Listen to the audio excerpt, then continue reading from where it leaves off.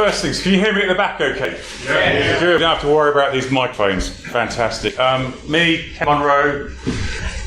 I was a pen tester many years ago. I was a Czech team member in 2007, but yeah, that's about as far as I got. That was pre-birth. Who remembers Paros? Anyone with grey hair? Yeah, cool. I work for a firm called Pentest Partners, PTP. My particular interest is embedded systems. We've got a team of hardware guys that do amazing things. Now, this isn't actually my talk. This talk would typically have been delivered by one of my colleagues called Andrew Tierney, Cyber Gibbons. Follow him. He's amazing. The reason he can't give this talk is actually he's on a cruise ship right now. And anyone here ever pen tested a vessel? No? Good. Okay, you're going to look good. One of you. One of the great things about cruise ships, particularly, is you get to go to some really, really cool places. So his itinerary is land in Miami this afternoon. He then gets on the cruise ship with the customers on board, goes to Costa Maya in Mexico, then the Isla de Roatan in Honduras, then Cozumel in Mexico, and then back to the Bahamas and finally Miami. Wow, what a life. Get involved in ship pen testing. It's really, really good fun. It's also like shooting fish in a barrel. Right. I believe, based upon some stats that the US Coast Guard put out, that we've pen tested more vessels than anyone else over the last few years. But quick gathering of the primary problems we find is, number one, documentation is shocking. Change control is appalling around their documentation. Network segmentation is supposed to work. It's often segmented into fire zones for obvious reasons, but it's usually quite easy to defeat that. And then third parties. A lot of the shipping and cruise operators are starting to get the hang of security now, but they're being sorely let down by their supply chain. So they bring in third parties to do engine monitoring, performance monitoring, even entertainment systems on your cruise ship. And those third parties keep letting them down. So one of the real challenges we have with any vessel, but particularly cruise ships, is you don't get downtime. You are working on a vessel with thousands of people on board. You can't do anything to that vessel that's going to jeopardize its safety. You have to be extremely careful.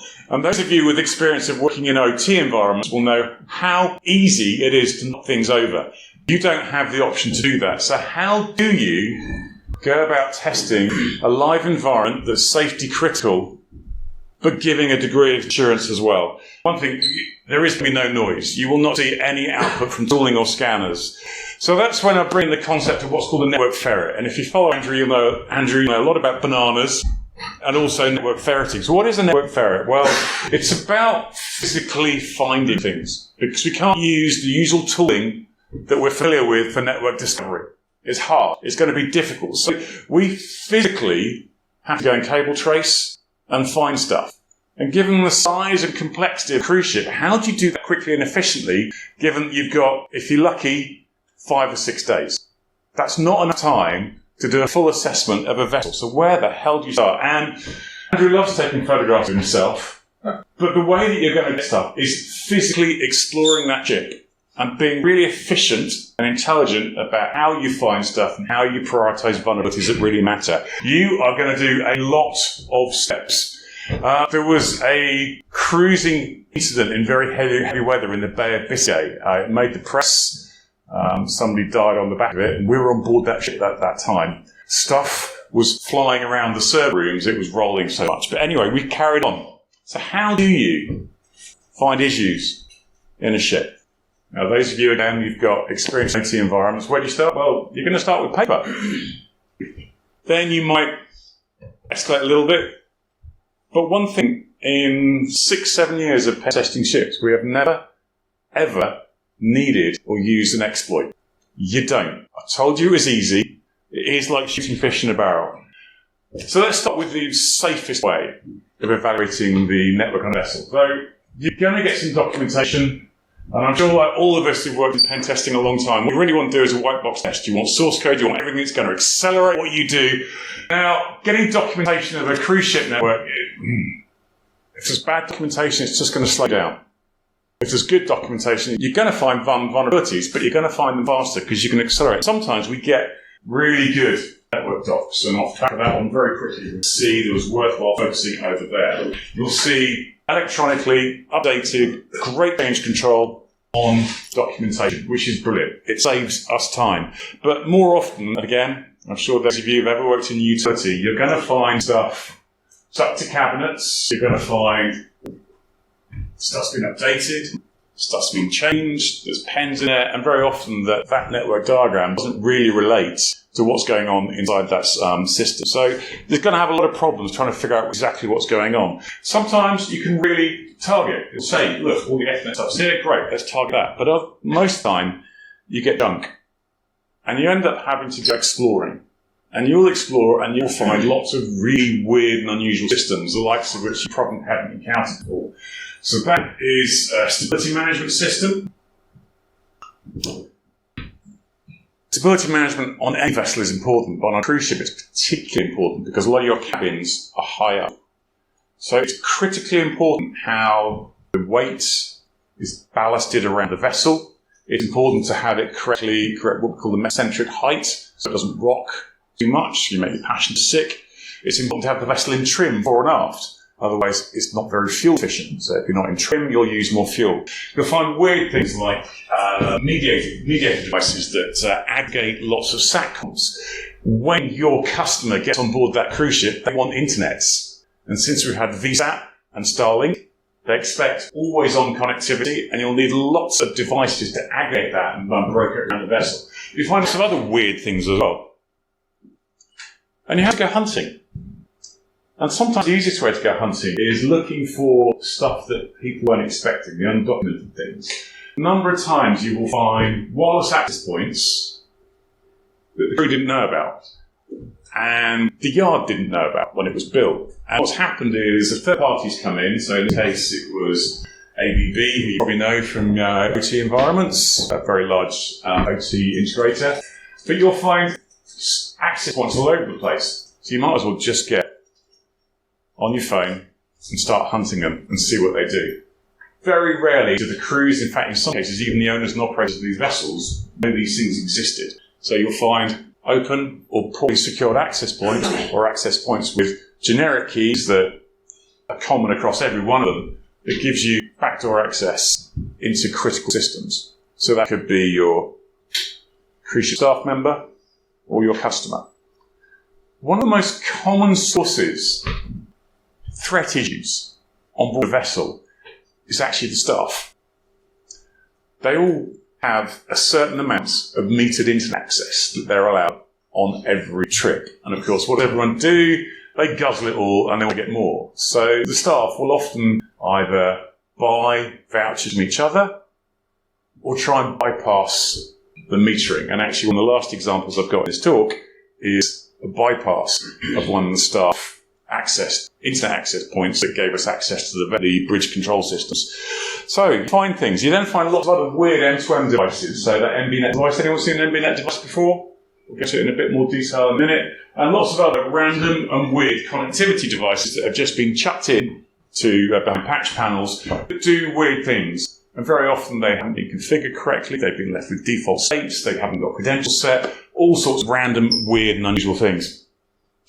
Even in this case, we got into a power management cabinet and found this device top right. And what was fascinating was that it had 4G connectivity, but the antennas hadn't been connected. What we think happened is when this was being built, they'd actually run out of non-connected devices. So put a connectivity device and just remove the antennas. You'll see this sort of weirdness all the time. This is actually on a different vessel. We were following a cable down some trunking. Asked the client if we could pulled it out, and in there was a completely unknown cellular router. The client had no idea what had been done. We think it was related to a third party that put it in so they connect remotely. And with the client, we said, should we just disconnect it and see who screams? Disconnected it, no one screamed. Winner. One of the other challenges we see is, again, particularly in shipping environments, and I'm sure you see it on land all the time, is if you make security controls too rigorous, people will try and find ways around them. I'm going to give you an example from sea, not on a cruise ship, but this is on a Moss Maritime CS-55 exploration drilling platform. And we were challenged a little while back to see if remotely we could take control of the dynamic positioning system. This thing can drive itself out to a potential well site, but about 4 knots it gets towed. But the DPS is there, so it doesn't have to put down anchors in very deep waters. It means you can quickly do exploratory bore and see if your well is going to produce oil, in which case you bring in a big fixed rig. This one was really interesting, though. The organisation in question was really worried that it wasn't that long after Deepwater Horizon. They were very worried that if someone could compromise their vessel externally and disable the dynamic positioning system, thrusters, it would drift the station, break the umbilical, and then the blow-up preventer could cause problems, and then you have another Deepwater Horizon. So they were really worried about this. They wanted to know if we could find a way in. And one of those interesting exercises which just showed that there were challenges with people trying to bypass network segregation. So we were in one of the engineering offices, and we found this PC, which looked quite interesting. And this engineer, it was really interesting, in order to go and administrate the systems, these were all held down in suspensions, and that was down 13 flights of metal stairs in the dark. It was horrible. So to go and do anything, you had to go down 13 flights of steps, do whatever you want, then come back up. So we were looking at this office up in the nice warm part of the rig, and saw this.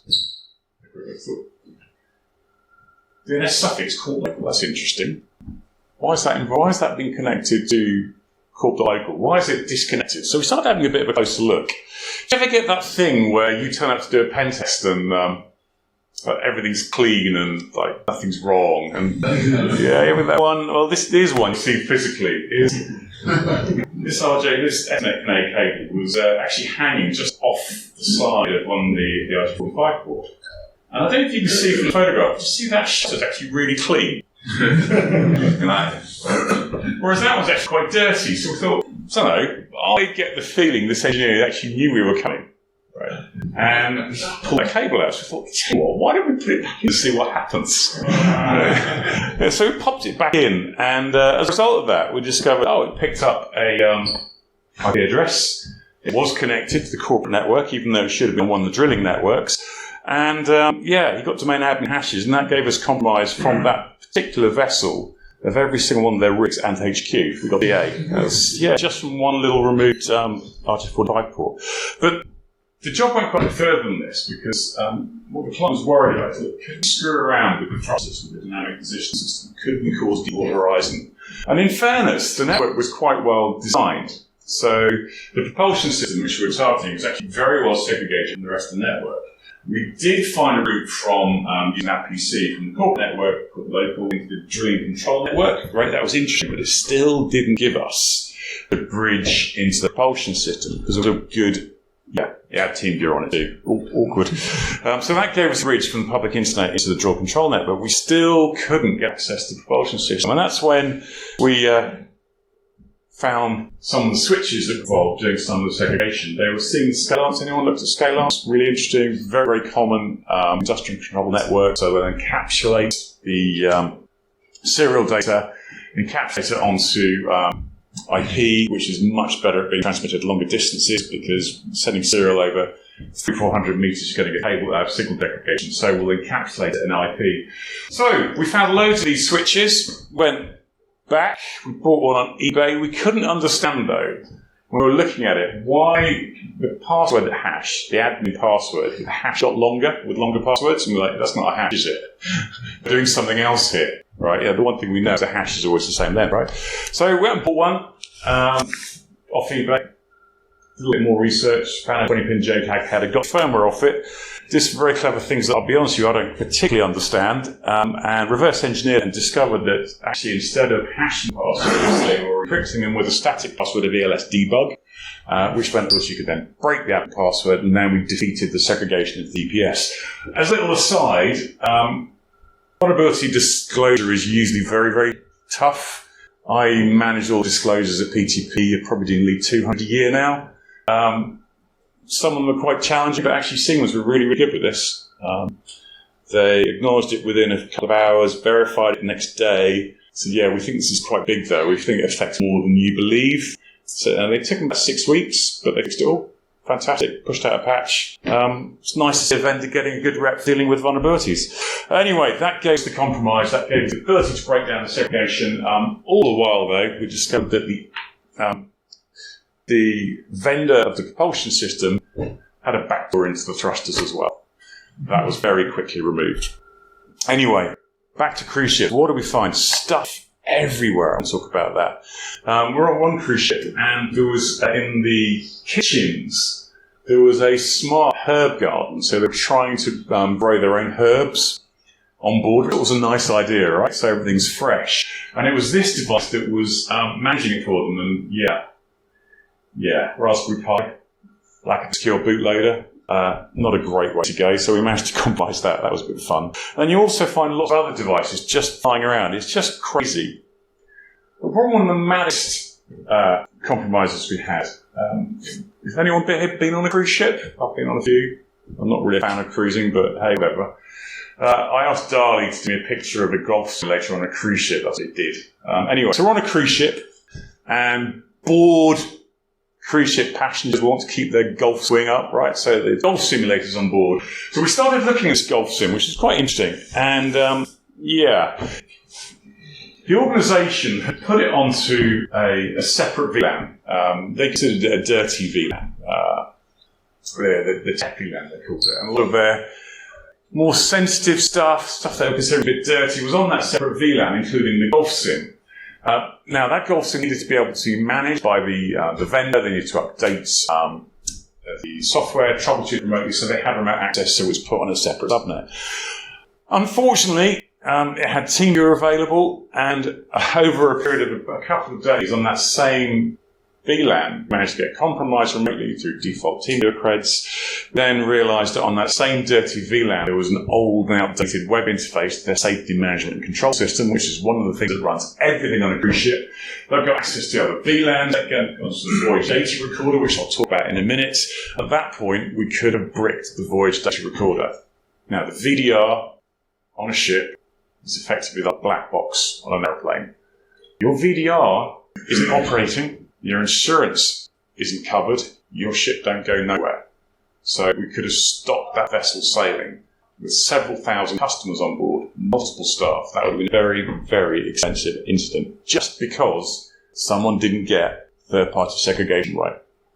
But it's also quite important, I think, sometimes to talk about the risks, aren't there? And the great thing from this, well, ABB device, you just pulled the config from the SD card and walked off. Is that a risk? I don't know. I'm not so sure. You'll often find critical systems that rely on USB, do license management. Can you just pull it out? Does it matter? I don't know. Physical controls, not so much of a problem. And other weird devices that do weird things. So that's really just basic stuff. What about the next level? Where are we going to go to that's not very likely to cause outages and incidents on board the vessel? We've done paper, we've done exploration. What about, I don't know, doing something really simple like passive ARP? What we do with ARP to find things? I don't need to teach about ARP, it's a bit pointless. But what it does do is quickly and relatively safely allow you to evaluate local networks. So, good example of finding we made just by doing passive ARP was looking at the ARP table. Now, most times when you look at the ARP table, you're going to see stuff that's useless to you, VMware, HP, Cisco, whatever, completely useless to you. But then just occasionally, because remember you're on a cruise ship now, you're going to see weird shit on board. Eurotherm. What the hell are Eurotherm? Well, Eurotherm are a really interesting organisation. Spent quite a bit of time looking into them. They do, among many things, oily water separators. Now, what's oily water? Well, when your bilge tanks are filled for ballast or engine effluent, you get oil in them. And when you need to clean bilge tanks, it's illegal just to pump them uncleaned into water. So you have an oily water separator which will take the shitty stuff off and put it into a separate storage tank, giving you relatively clean bilge water, which you again put through some chemical treatment, and it's then safe to put overboard. So this is really interesting. So down at layer 2, we found the oily water scrubber. Now, on this particular vessel, the chief, so that's the chief engineer, really interesting person to talk to, by the way. Always take coffee and donuts onto a ship and go and talk to the chief because they'll tell you everything you need to know. This old desktop PC had been repurposed to connect to the CCTV so he could see it, and also to the oily water separator so he could manage it, because it's a really important thing. If you pump the oily water overboard, right, you're in big trouble, massive fine. So they repurposed his old PC. And this is what the network was supposed to look like, is the new PC was now plugged into the main corporate network, and the old PC on a completely isolated subnet where it connects to the CCTV or the water separator. However, as often happens, with best laid plans and all that, someone had just plugged a switch in and meant that he could now administrate the oily water separator from his new PC as well. So it completely blown down segregation, and there it is, the switch that shouldn't have been there, that completely blew apart the segregation that was supposed to be there. So now, a really interesting route from the business network into really dangerous places. Get onto it, yes, guess what? It hasn't been configured very well, no one's bothered to lock it down, and it's a right old mess. Yeah, so that wasn't great. Do you remember I mentioned about MBNet's device? So this is one of the generators on board. This is one of the much smaller ones, right? So this is what your emergency generator. Do you remember the MV Dali incident in Baltimore? Right, so part of the reason that went wrong is they'd misconfigured the main breaker, and the emergency generator, when it span up, tripped a bunch of other stuff out first. It hadn't configured it right. Worth reading the report. This is the emergency generator. If you lose power, it must come on within 30 seconds. Because if you don't have power on a vessel, you've got no hydraulics, you've got no control over steering, so you are drifting. Right, so you have to have your generators working. This is a critical device. You ain't sailing, a bit like your voyage data recorder.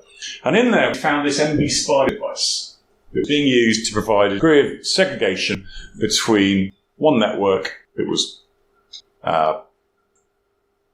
less concerning and a high-value network managing the generators. But of course, WAN goes to the same port. Interesting. So what it was supposed to do was provide a degree of segregation from the ship's LAN into the generator controllers. But on port, all you had to do was change your IP address. So that's up there, and now you can access all the devices. Great. So that gave us access to all the generators, and now we can shut the ship down. Nothing else works. Bad day. Another mad one. Back to text providers. When you're aboard a cruise ship, most of the cruise ships we've been on have had NAC in place, like access control, right? So if you don't present the right certificate, you ain't going on the network. Great. Now, a new load computer, so the stability computer that's supposed to make sure you put the bananas in the right place, right, was being installed by a third party. And they needed to have a user interface on the bridge, so the captain could check stability and move ballast around if need be. That would talk to the server, which is down 7 decks, where all the tech stuff was. The problem you've got is cable routing on board ships is complicated. If you need to route cable, you're going to need to drill through the deck plate, 7 decks, 7 drills. That hole then needs to be fireproofed and waterproofed, otherwise you've got major issues, which means that drilling holes in ships is really, really expensive. And tech providers will do anything they can to avoid drilling stuff. Now, remember I said this had NAC.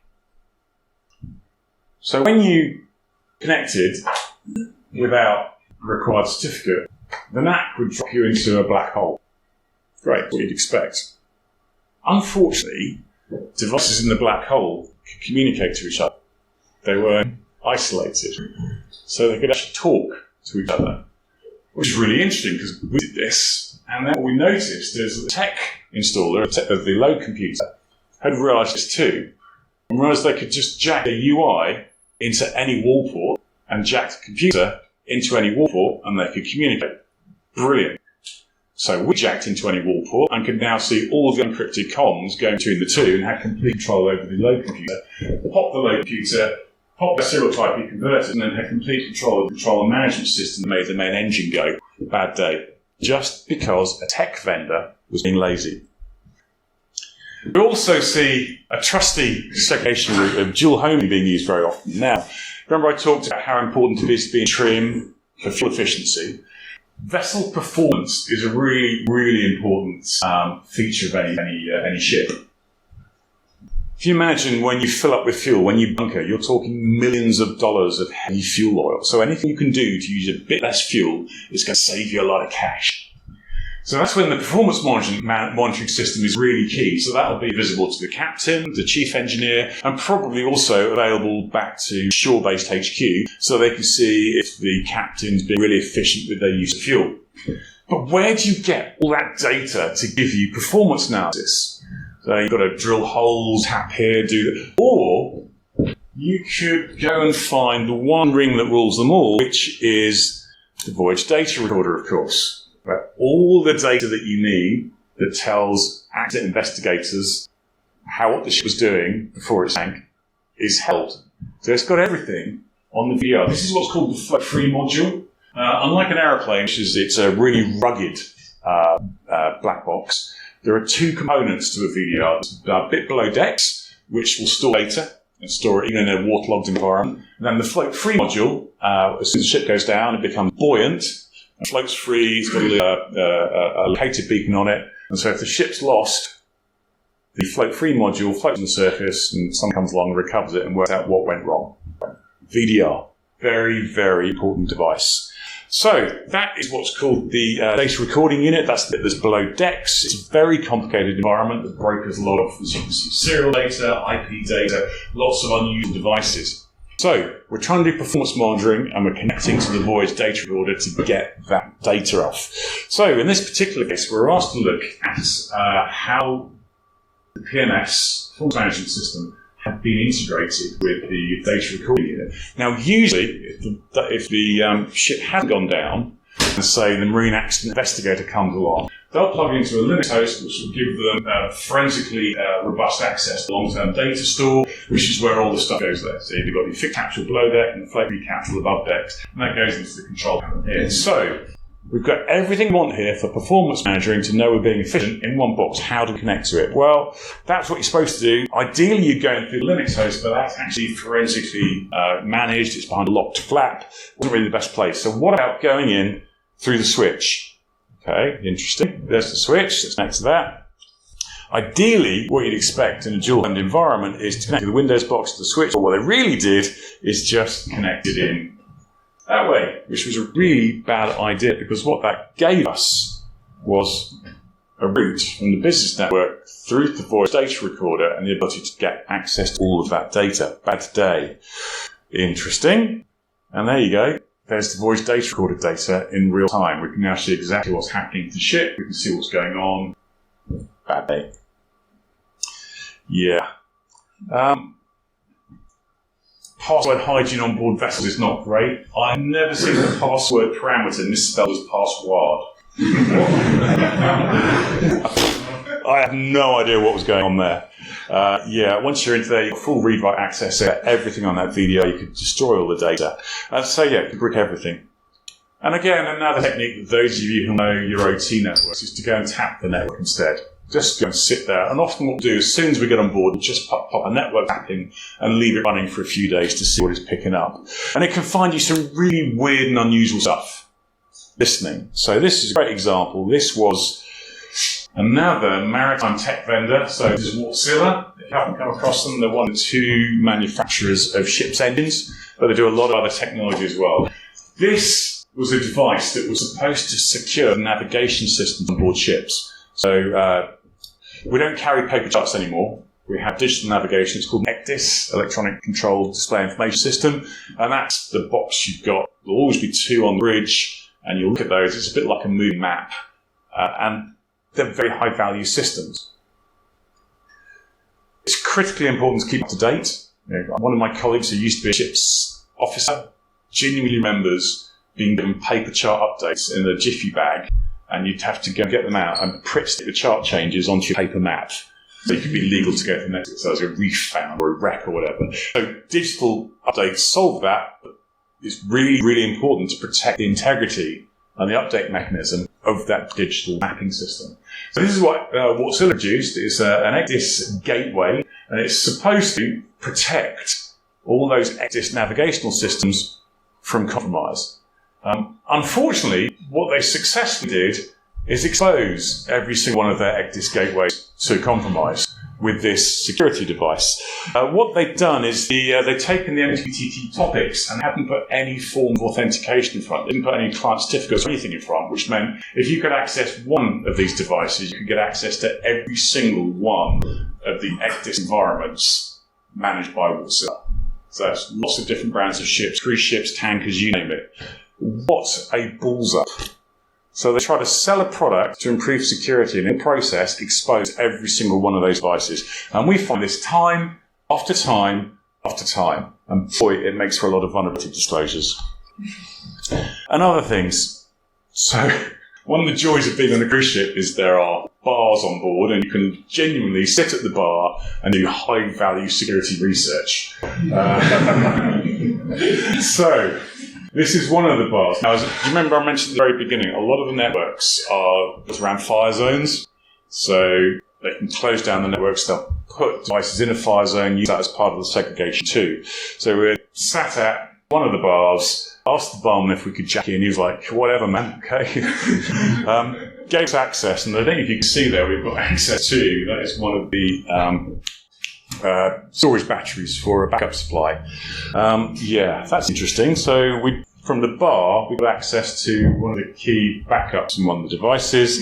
Yeah, a little bit of exploring of the network got us a bit further. This is one of the active portals for crews to get access to the internet. Bypassed that, compromised the segregation on that network, got us a bit further, and off the back, sitting at the bar, that is the bridge control system.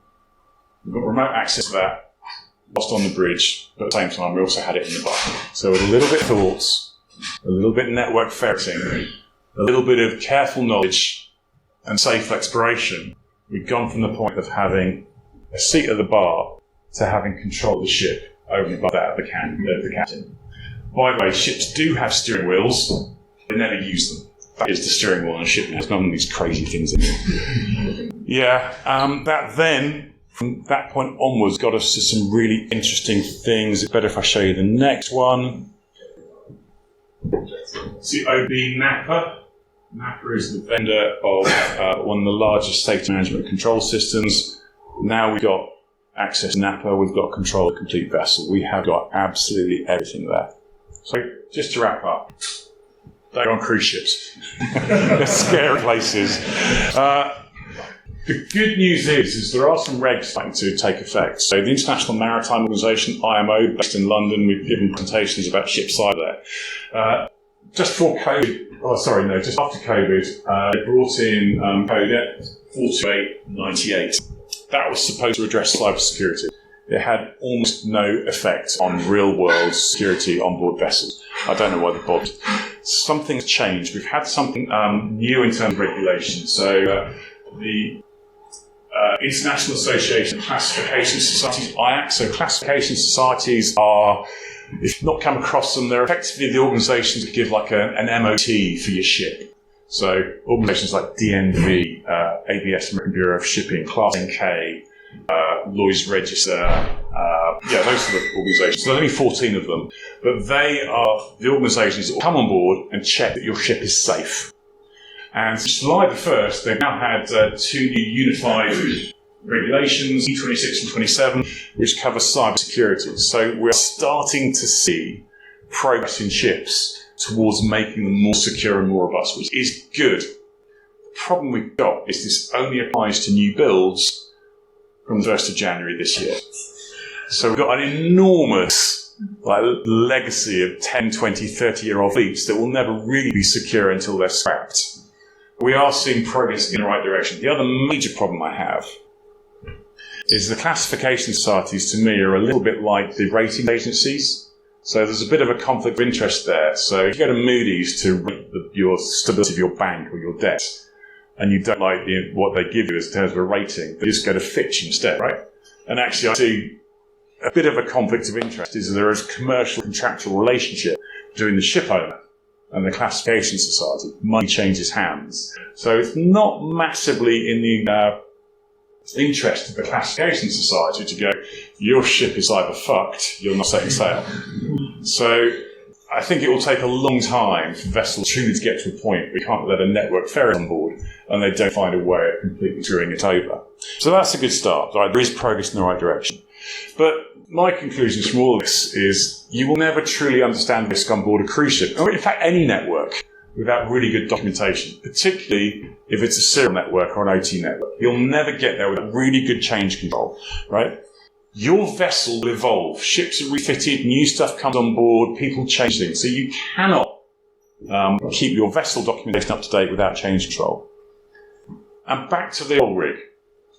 If your cybersecurity controls are too robust, people will work out a way around them. So it's got to be effective and efficient.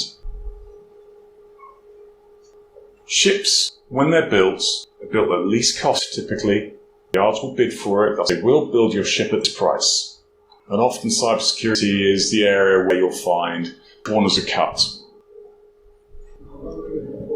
Stuff gets added to vessels afterwards. They're refitted. New bridges are put up. Stuff's upgraded. You need to have really good control over that.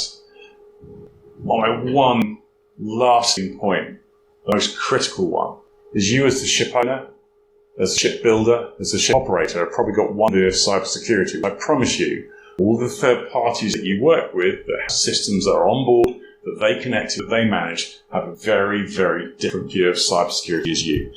So there we go. Most importantly, if you ever get the privilege of pen testing a vessel, you're not going to be able to sit at a desk and jack in and find stuff that's genuinely meaningful. You will need to be exploring that vessel. You'll need to be ferreting around. You'll be doing tens of thousands of steps per day. But boy, is it really good fun and really rewarding. Anyway, thank you. You've got a few minutes of questions.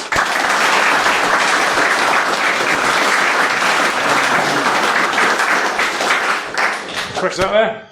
Why don't they enforce NIST standards at the very least for just international networks? Okay, so that's why ships are really hard. Yeah, but a lot of that is basically just basic network hygiene. Yes. And you can have vulnerable parts, no issue there, yep. But as long as they're sensibly segregated.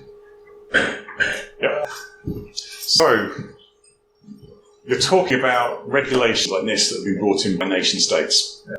Where do ships land? Right. Well, it comes to harm. Yeah. So why do we think that lots of ships are registered in places like Liberia and Panama? Because they'll always go to the flag of convenience where regulations are arguably easiest. So we've got a real problem here. You're trying to whack a mole in terms of getting people to comply, but if you ask them too much and too hard, they'll just go and register the vessel somewhere else. So that's a real challenge we have, is you've got flag state control, classification societies, owners, operators, charter parties, all lots of these different complex environments. So trying to get someone to follow a reg is hard, and that's where the International Maritime Organization does a good job, is when they set regs, everyone listens. Got another question there. The old entry had two address ranges, same subnet, same network. Yeah. Two address ranges running on. Should be a red flag there straight away. Yep. There's clearly no monitoring whatsoever of the IT segmentation. Yep, that's about right. This is what you'll find when you go on. There's a question back here. So when you're sort of exploring, looking around on these vessels, are you doing this with backstage pass on supposed to be here, or are you also pretending to be customers on the ship, sort of sleeping around? So in most cases, there'll always be someone from cruise ship security teams on board with us. Okay. Are you sort of sneaking into their server rooms?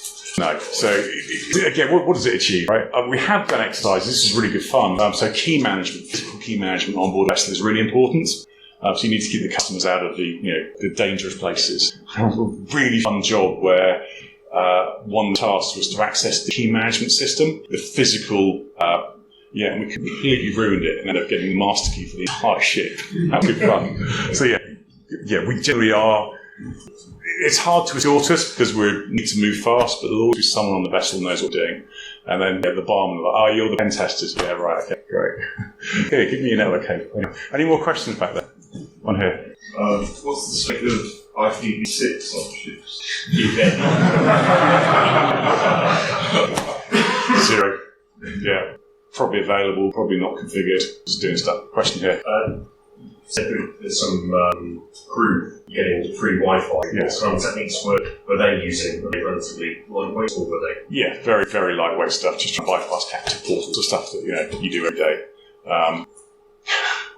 It's actually a whole lot worse on tankers and cargo ships because most of the crew are after porn. It's like, oh, there's nothing else to do on board. Any more questions out there? Great. Thanks. Oh, one at the back. If you were attached to testing any of these vessels when they were in port for 24 hours maximum, what would you prioritise? Wow, what a question. What do you prioritise? Honestly, I'd stick a network tap on and leave it in the background. I would look for routes to compromise the safety management control system. It's like anything you do on the SMTS or the ICMS is very, very high value, very high risk. Once you've got access to any sort of user account, that you're all screwed. So I would definitely go for the safety management control system. Any more questions out there? One here. Maybe what does OT? Operational technology. So SCADA, DCS, industrial controls. Sorry, I use it a bit interchangeably. I know that's bad. Have you done any private yachts, either these super yachts? Is it better on any others? That's actually a pretty good question. There's a huge difference between any tanker cruise ship because they use protocols called NMEA 0183, which bizarrely is a messaging system that's the same as GPS. So GPS messages use the same protocol. So any of you who looked at your Garmin logs, you'll see stuff going on in these networks that you'll be very familiar with. Super yachts use a different protocol called NMEA 2000, which is electrically compatible with CAN. So those of you who know your cars will be familiar with that. Is security any better? No, it's just different. And in my experience, we have done a little bit of super yacht work. Owners of super yachts get utterly rinsed, in my opinion, by organisations that claim they know what they're doing and turn up and be like, this is rubbish. So super yachts really interesting. Yeah, really fun. Thank you. Have you tested any military ships? No. Like this? So sort of true, sort of not true. We had a little workshop at a supplier of ECDIS systems, and one of the systems they had was what's called a WECDIS or Warship ECDIS, which was running XP. Like, okay, why bother? So no, we haven't been on board military ships. Just haven't got around to it. There's a question over here, I think. So obviously you're going to do the pre-breach pen testing. Do you find you have players saying, can you come do cyber incident response on a vessel after a compromise? Yes. So we've been asked about it, and it's really, really difficult to do because the vessel could be anywhere in the world, and we're not. And in order to be on the vessel, you need, when it's at sea, you have to be helicopter trained. So you have to have done the dunk tank testing. So it's a matter of having the right person in the right place with the helicopter who's got the right accreditations to get them out of a vessel to do instant response on an OT network. Complicated. Yeah, we tried to put a service together around that and just gave up in the end. It was pointless. Any more questions out there? One at the back again? Can I ask if you have a lateral movement from a cruise ship to a corporate network or somewhere off the vessel? Yeah, so the example I gave with the exploration drilling rig, the DA we took was actually DA of the entire domain onshore as well. So we took the entire corporate infrastructure out from the oil rig. That was a bit mad. Yeah, so you do often find that too. Good to know. It's doomed. Any more out there? Great to call it a day. Thanks so much for listening.